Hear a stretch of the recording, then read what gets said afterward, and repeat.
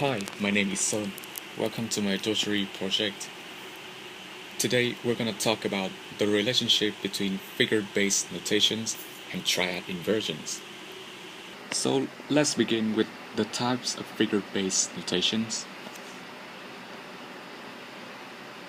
There are three in total: 5-3, 6-3, and 6-4. The number indicates the interval between the base note or the bottom note and the other note inside the triad. They represent the root position, first inversion and second inversion respectively. Let's move on to the root position. Here we have a G major triad. As you can see, it starts with a G and then continue with a B and a D.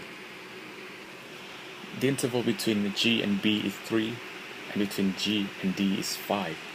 So the figure-based notation for this triad is G5-3. Because this is the most common triad, the numbers are often left out. So when you see a bass note without a figure, you can assume it as 5-3. Let's continue with the first inversion. When you move your bass note up an octave, you're gonna get a first inversion, and now the bass is a third, and the top note is the root. It is clear that the interval between the bass and the second note is a third, and between the bass and the top note is a sixth. So this figure is often written as G6-3.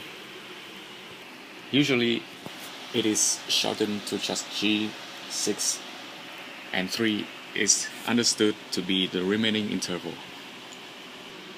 So now we'll go to the second inversion. We're using the G major triad again. When you move the D down an octave, you're gonna get a second inversion of the G major triad, in which D is the bass note.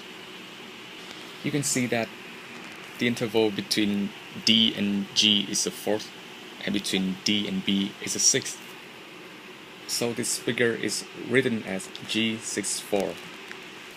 Because this inversion is less usual than the other two, the figure is often written as a full figure, so that there will be no confusion between this and 6-3. So that's every basic principle for the inversions and the figure-based notation. Let's do some practice. Here I've given you an A minor triad, so can you write an A6 triad for me? And there's a C major triad, and I want you to write the C6-4. So now let's go ahead and pause the video for 30 seconds to practice this. Alright, so for the A6, this is the first inversion, so now your bass is C, and now your triad should look like this. And for the C6-4, is a second inversion, so your bass is a G, and now it will look like this. So that's everything you need to know about the relationship between figure-based notations and triad inversions. Thank you for listening.